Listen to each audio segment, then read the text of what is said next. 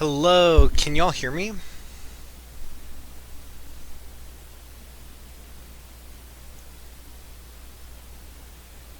Can y'all hear and see?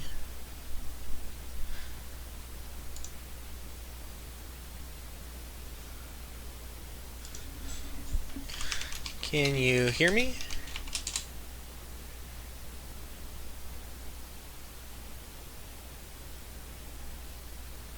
If somebody can respond. Thank you so much. I appreciate it. My mic can be temperamental at times, so I want to make sure that I'm not talking to the ether.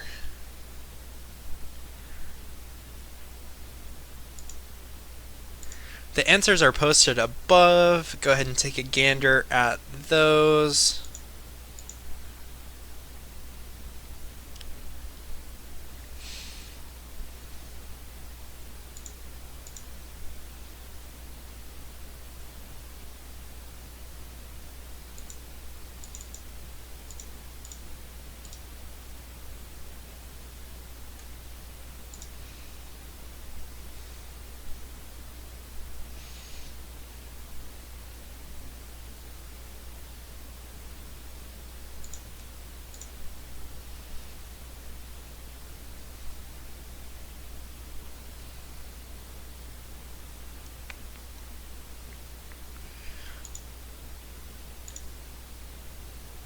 If you have any questions, go ahead and let me know.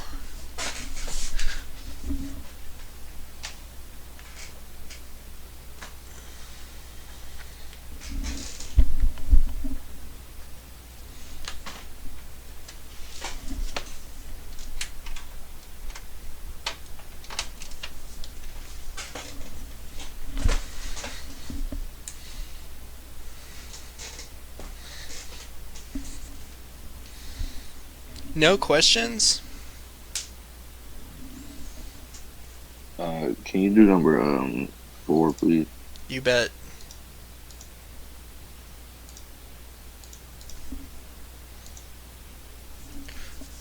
Number 4. Let me pull it up.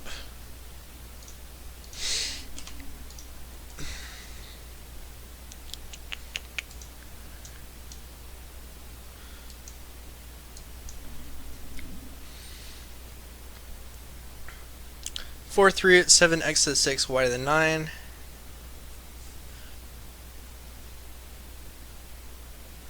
Just converting everything.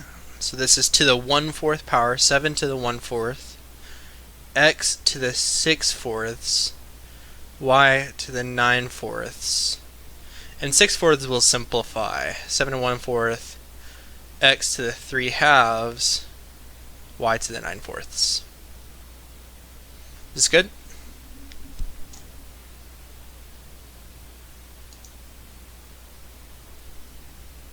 Does that answer your question?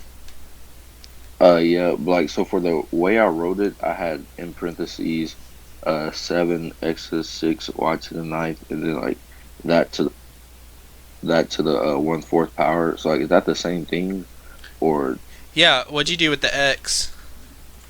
uh, I mean, I had x to the 6th, like it was like Oh, all that was to the 1/4. yeah, I I mean, didn't know.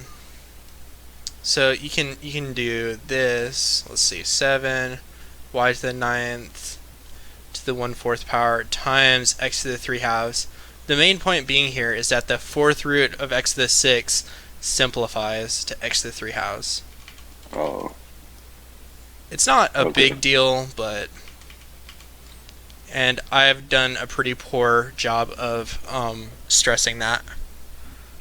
So, not a big deal. Don't worry about it. Yeah, the only problems that I had trouble on were like 13, 14, 15.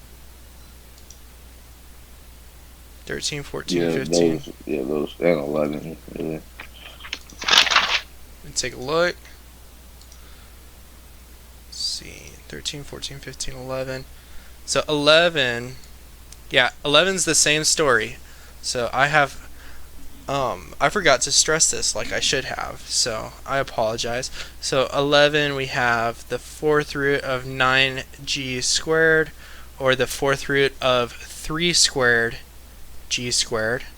So we get 3 to the 2 fourths g to the 2 fourths, which is 3g to the 1/2 power, or square root 3g.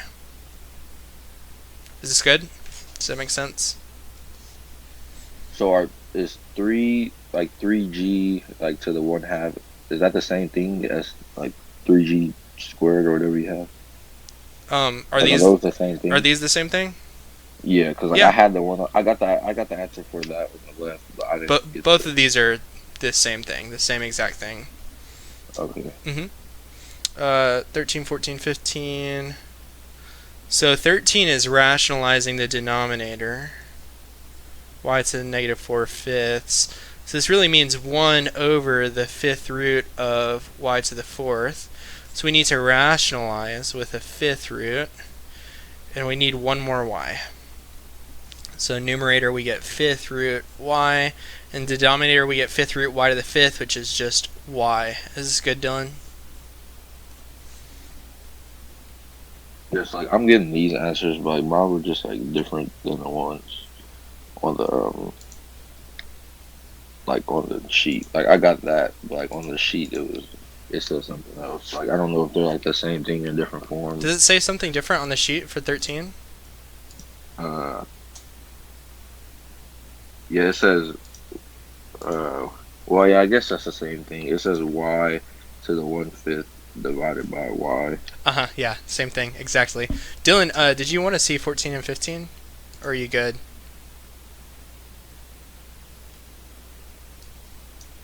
Guess he's good. Okay, anything else, y'all? Well, you use Okay, 17. 17. 17, I got you. Yeah, 17 is a hard one.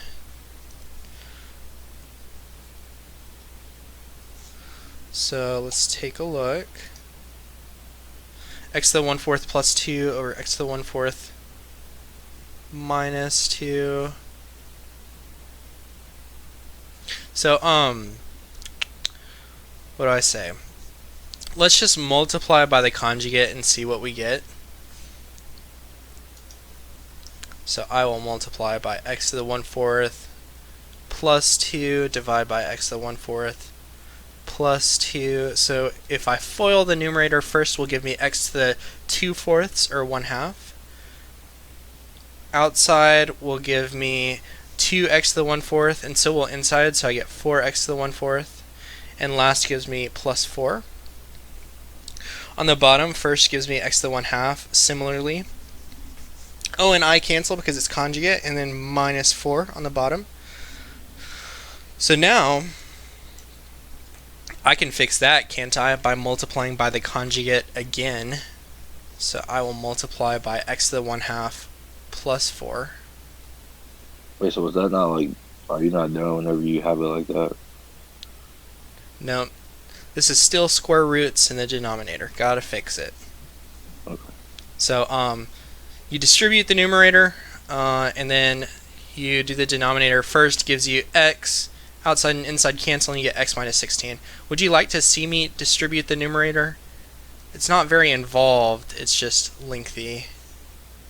Whoops. No, You're good, yeah. Cool. So that's the idea. We just have to rationalize twice. So it's kind of an annoying problem. Anything else, y'all? Number 18, I guess. I got you. Yeah. When you exponentiate exponents, they multiply. So we have y to the negative 3/5 to the negative 1/4 power. So we get y to the power of. You just multiply these fractions. So negative 3 times negative 1 is positive 3, and 5 times 4 is 20. Is that good? Yeah. Okay, sweet. And then one more. Can you do 15? You bet.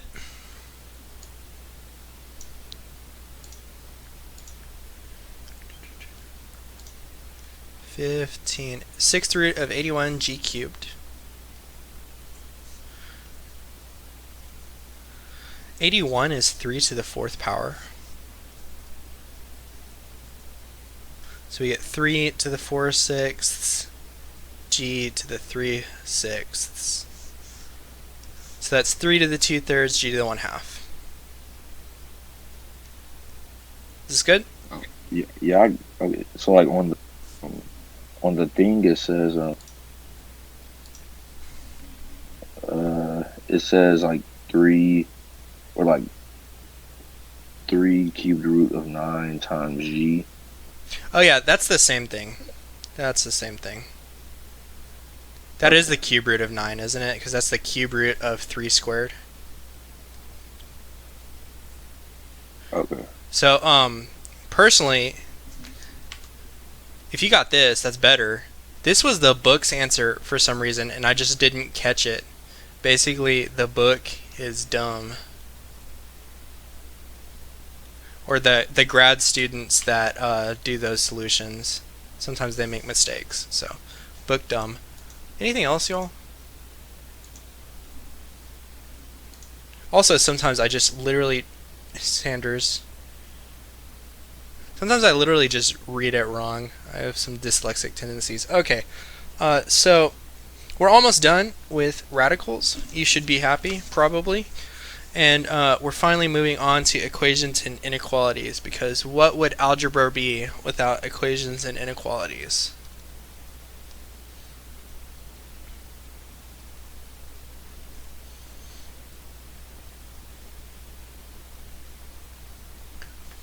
Personally, radicals always kind of make me a little nervous. And they probably make you a little nervous too. Give me 1 second. So that's what I want. Okay. Okay, perfect. That's fine. Okay, cool. So let's try one really quick. Let's see. This nice green color going. So let's consider square root x plus 2 plus 4 equals 7. Do you have a question, Isha? Shows that you're typing.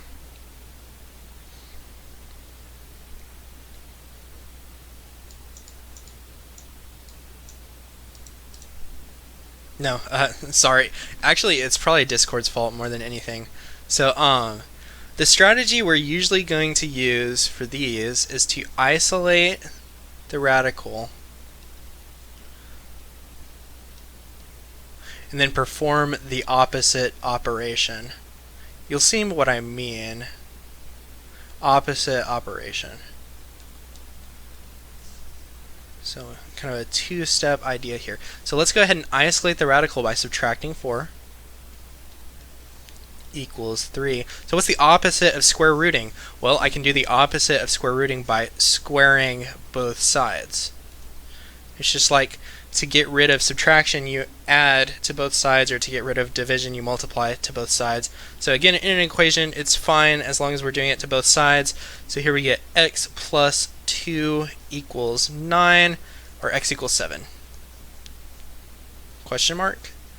So there's something to say about this method. When you square both sides, because of all the strange things that goes on with principal roots and whatnot, this can create extraneous solutions, possibly.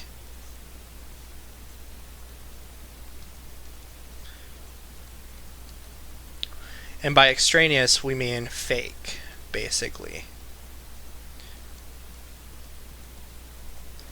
Solutions. I'm just going to write SOLNS. Okay, so we need to always, always, always, always check. This is not a choice, unfortunately.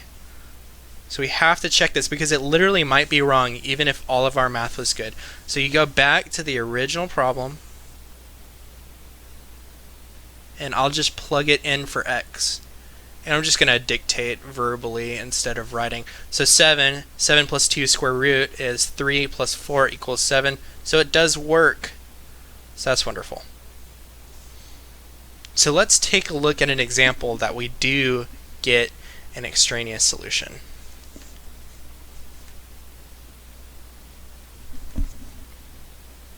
Square root x minus 12 equals 2 minus root x. Okay, so we want to isolate the square root. Well, there's two square roots. We can't isolate both of them, so the best we can do is really to isolate just one of them. So that's good so far. Let's go ahead and square both sides. So on the left, I get x minus 12. When you square a root, it's like they delete each other, right? It just comes out. And this, we will have to FOIL this. 2 minus root x. So first gives 4. Outside gives minus 2 root x. Inside gives minus 2 root x. And last gives me minus square root x squared, or minus x. So let's see. Let's go ahead and collect like terms. So I'll bring this x to the left side. 2x minus 12 equals 4 minus 4 root x. Or is this should be positive, shouldn't it? Because it's negative times a negative. So actually, these cancel, don't they? These cancel with each other, and I will collect like terms. So I'll move the 4 to the left side. Negative 16 equals negative 4 root x. Divide both sides by negative 4. 4 equals root x. Square both sides. So I get x equals 16. Possibly. We need to check it. So I'll throw it back into the original problem that's in cyan. 16 minus 12 is 4. Square root is 2. Equals 2 minus root 16. That's 2 minus 4. So this becomes 2 equals negative 2. So no, 16 does not work. Wait, I thought you were supposed to like just square the negative. Wait, square the 2 minus x. Square root x. Talking about here? Yeah. Yeah. So when you square it, you have to FOIL it. And so this comes from foiling it.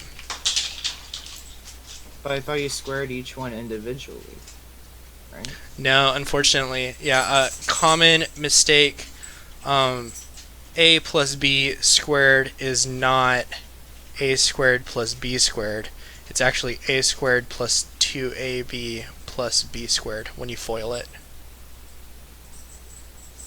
Because this actually represents the product of a plus b times a plus b. Does that make sense? Oh, now I see. Okay, no, I was just thinking Uh-huh. of something else. Okay. Yeah. Very common mistake. Everybody makes it all the time. So cool. So our one candidate solution didn't work out, so it's no solution.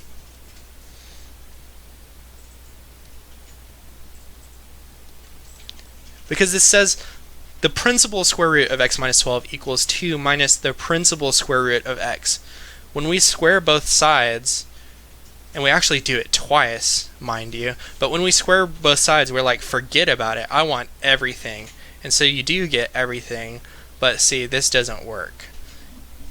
Cool. Okay. So,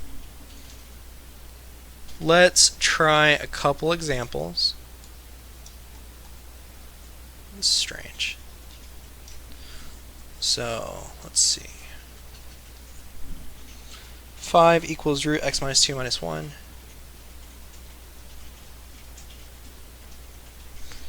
And root x plus 15 equals 5 plus root x. Go ahead and give these a try, y'all.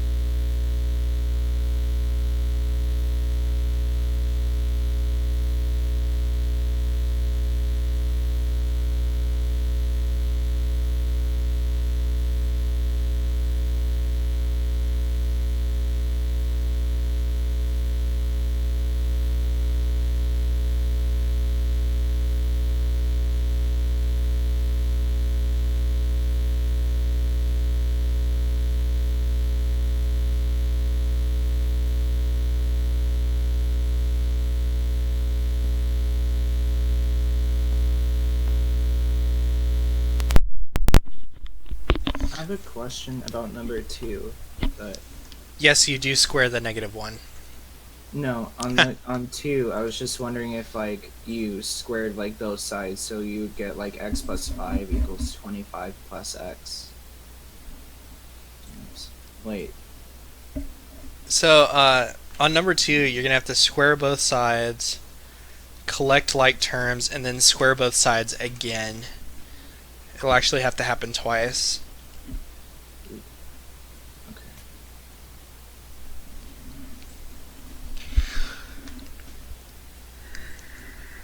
And remember, when you square something like this, that actually means you have to FOIL it.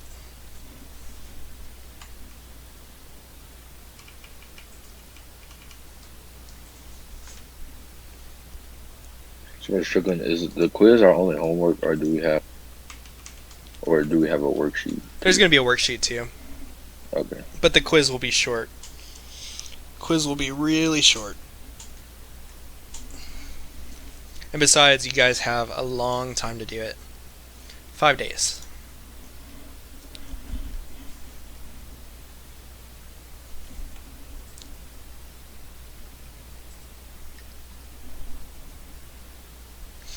Y'all still working? I am a bit. Okay, let me know when you finish.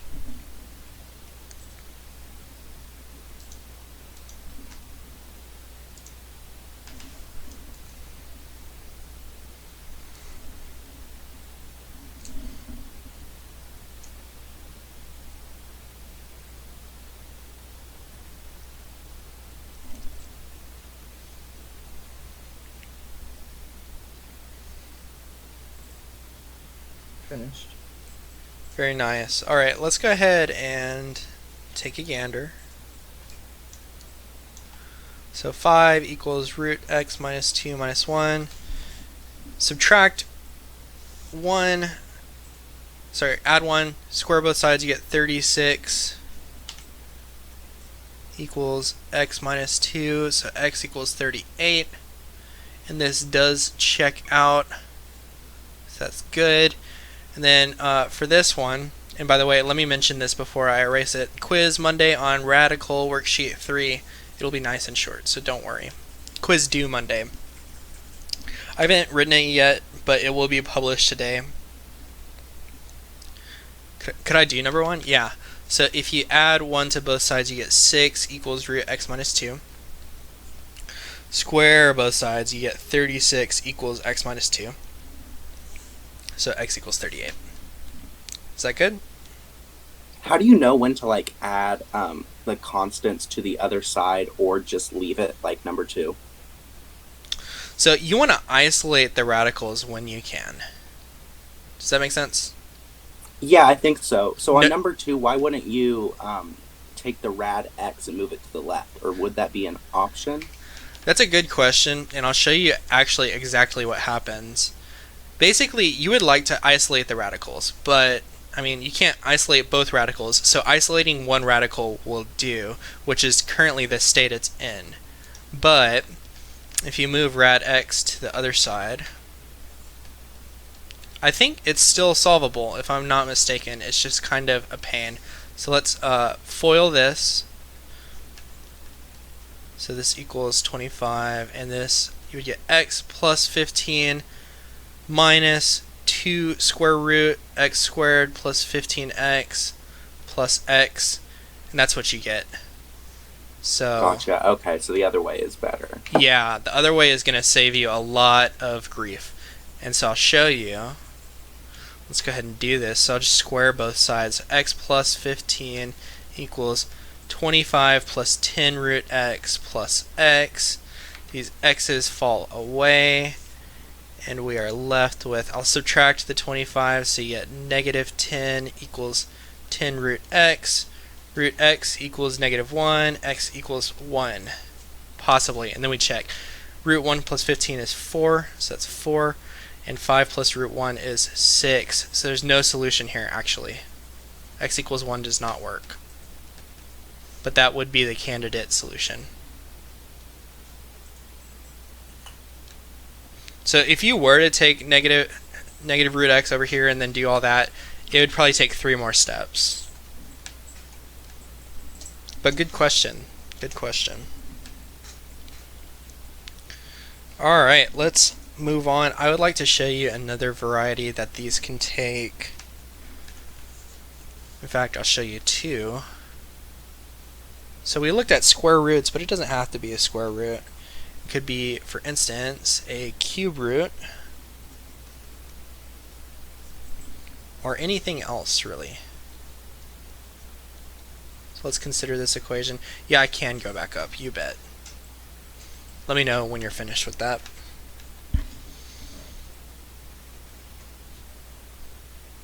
So this was x equals 1 that I scratched out.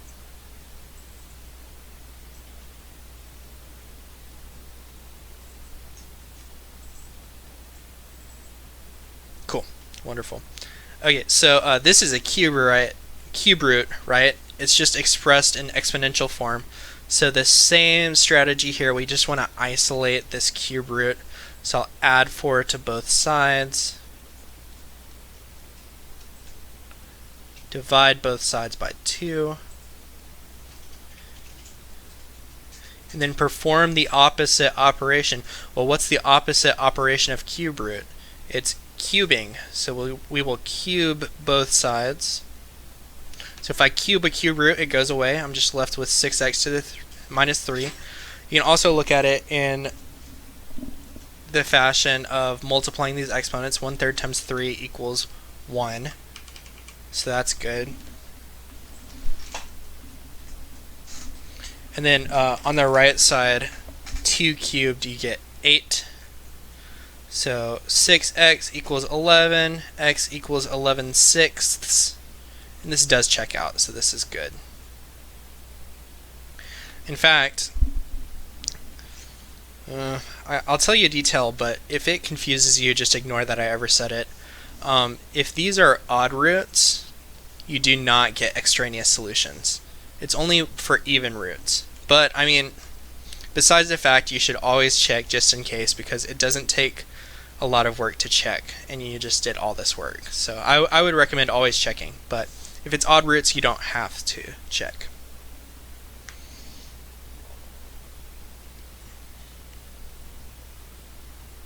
So on the homework, this could be 4th root or 5th root.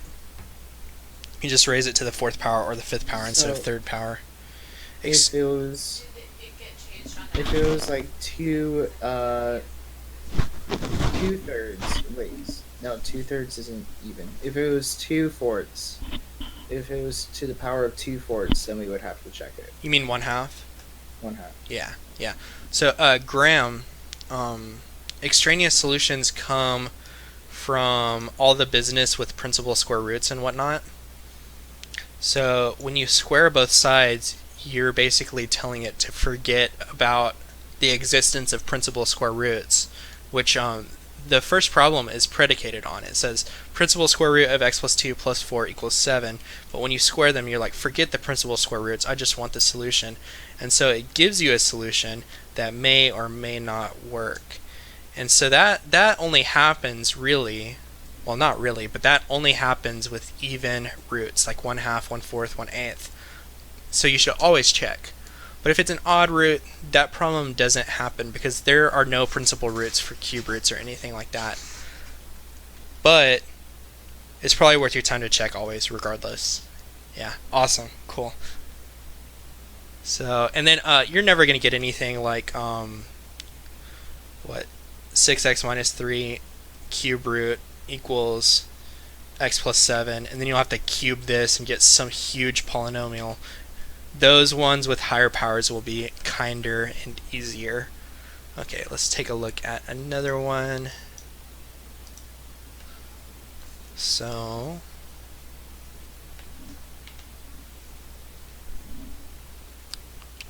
root 16 plus x equals x plus 4. So this guy's isolated. We're ready to go ahead and square. So I will square both sides. So on the left I get 16 plus x, and on the right I get x squared plus 8x plus 16 from foiling.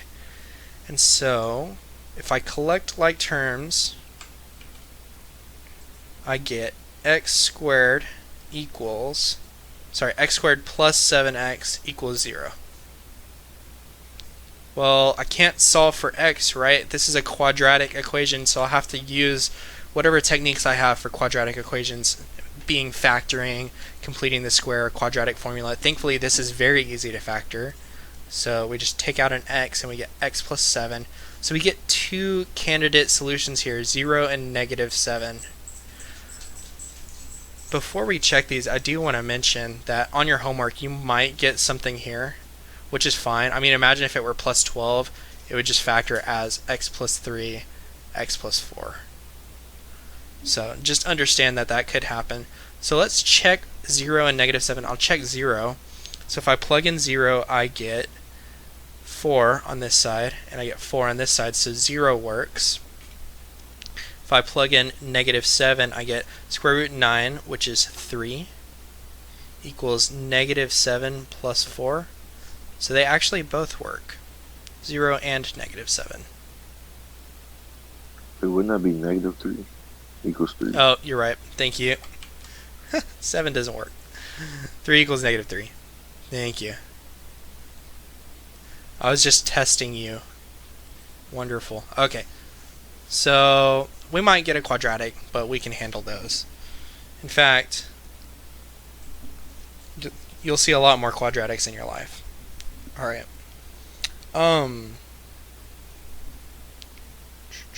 Let's take a 2-minute break and we will resume the rest of the lesson. So see y'all back at 11:10.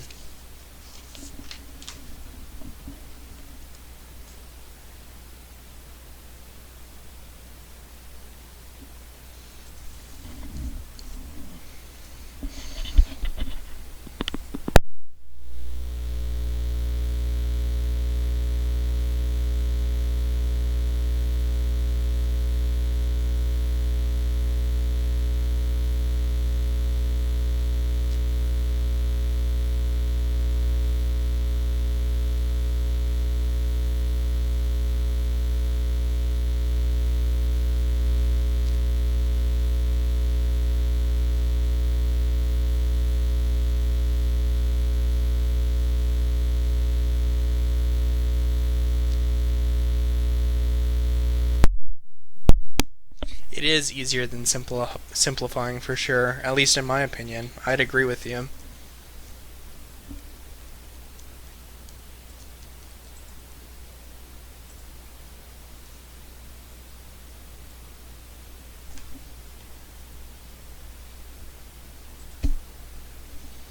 I feel like when you solve equations, at least you have the power to do whatever you want as long as you do it to both sides. Whereas simplifying expressions, you have to be very careful about what you do. And if you do something unhelpful in an equation, it doesn't matter. It'll just go away in the future. But if you do something unhelpful in an expression, it's going to make it basically impossible.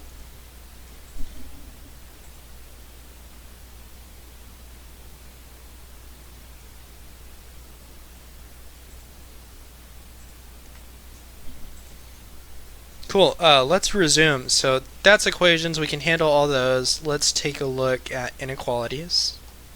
So actually pull up a new page here. Let's see. This is Blue Day.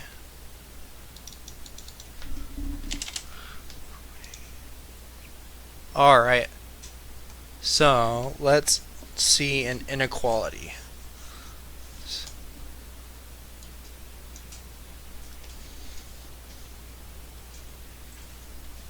So I have, what is this? 3 plus root 5x minus 10.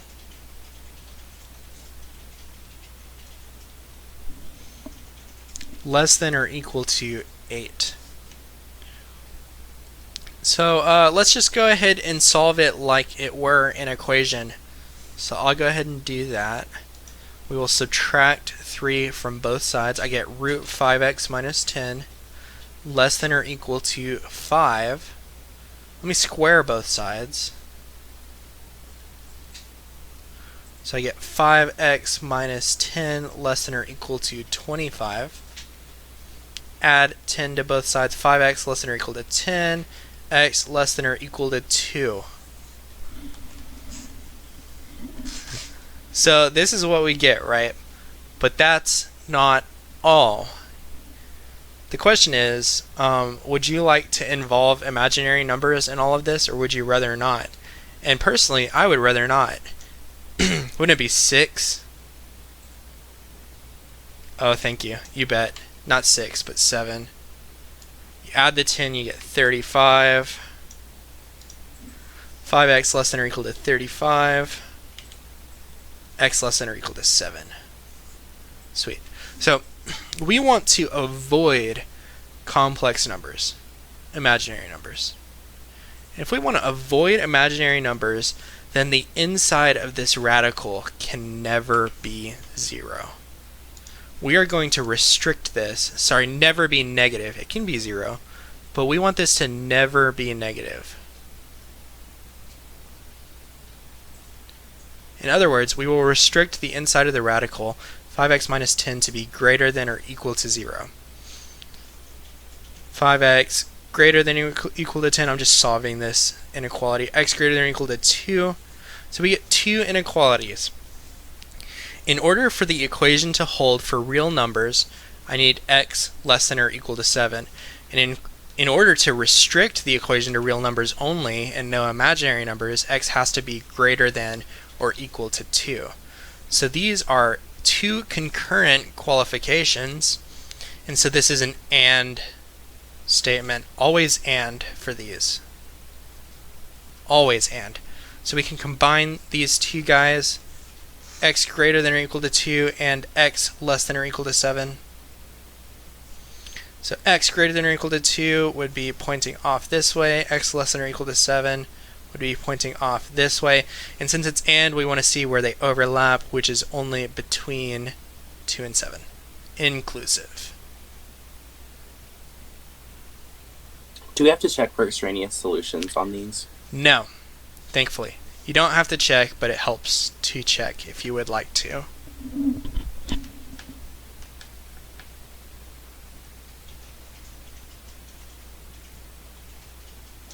So you basically just took away the square root and made it 0. Wait, no. Squared both Never sides. mind, you just wanted to find, So the inside of the square root can't be negative. okay. That's yeah. what we're doing, because we don't want to mess with imaginary numbers. We don't like them. So like anytime we have something in like the radical, you just like put that and then do like greater than 0. Greater than or equal to, yeah. Yeah. Okay. Always greater than or equal to. Yes. Equal to is fine, because you can take the square root of 0 with no repercussions. So basically, for these radical inequalities, you're always going to have at least 2 inequalities. In fact, I'll show you later one that has 3. Where is it? Yeah, 3. Okay, let's try a practice really quick. So I will give you this one to practice. This is root 2x plus 2 plus 1 greater than or equal to 5. So go ahead and give this a try.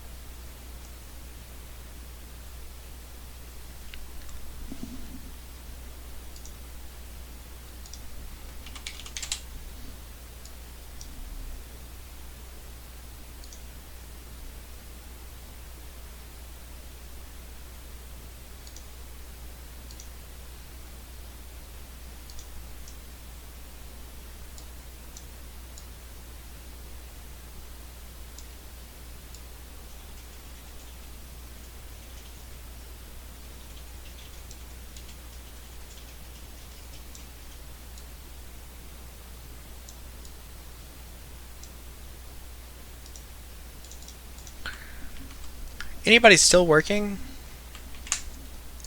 I don't think I am, but Yeah, we should be mostly done, I think.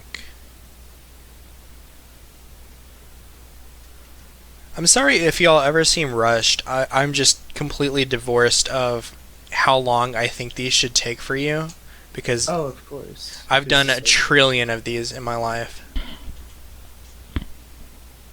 And y'all are learning. And y'all are great learners at that. Y'all have been doing a great job. So, alright, let's get on with this. Want to isolate this boy. So, greater than or equal to 4, subtract 1, right? Square root 2x plus 2. I'll square both sides. So 2x plus 2 greater than or equal to 16. Subtract 2. 2x greater than or equal to 14. X greater than or equal to 7. And we also have another inequality, right? 2x plus 2 better be greater than or equal to 0. So 2x greater than or equal to negative 2. X greater than or equal to negative 1. So we have our two inequalities. You're welcome, by the way, Gary. I realized I hadn't used yellow today. So Thank you. I do love the yellow. x greater than or equal to negative 1. I actually wrote down this problem wrong, but that's fine. And x less than or equal greater than or equal to 7. Again, always and statements, so we want to see where they overlap. Well, they don't start agreeing until 7, so our answer here will be 7 comma infinity. Wait, so why isn't that 1 to infinity? It's an and statement. They both need to be satisfied. So any numbers in this region do not intersect both inequalities. Does that make sense? Yes. It's like we're passing lines through the top until they intersect both inequalities, and it doesn't happen until here. It's like I'm taller than 3 feet, and I am also taller than 4 feet. So that means for a fact I'm 4 foot tall or taller, right? If that makes sense. Okay, I have one last thing to show you, and I'll try to get it done quick so y'all can eat some grub and whatnot. I just want to show something that can happen. So one final example. Root 2x plus 5 minus root 9 plus x greater than 0.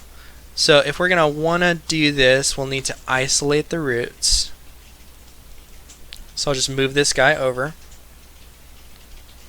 Square both sides, so 2x plus 5 greater than 9 plus x. Collect like terms, so this means x greater than 4. We get one inequality here. And both of these innards better be non-negative. So firstly, 2x plus 5 better be greater than or equal to 0, and also 9 plus x better be greater than or equal to 0. So x greater than or equal to negative 5 halves, and x greater than or equal to negative 9. We have 3 inequalities that all need to be satisfied. So let's take a look.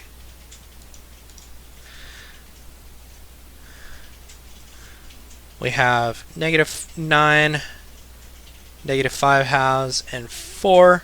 They're all pointing to the right, aren't they?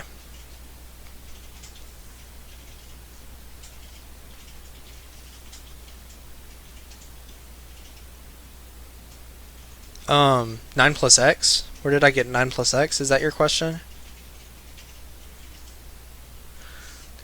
From here? This is the given problem here. Okay, cool. So we need vertical lines to intersect all 3 of these. It won't start until x is past 4, right? Because this is open, isn't it? So this corresponds to the open dot here. So our final answer will be non-inclusive for comma infinity.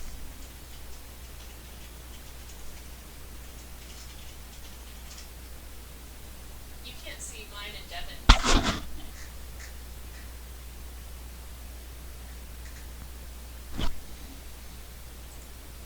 Do you have a question, Kate?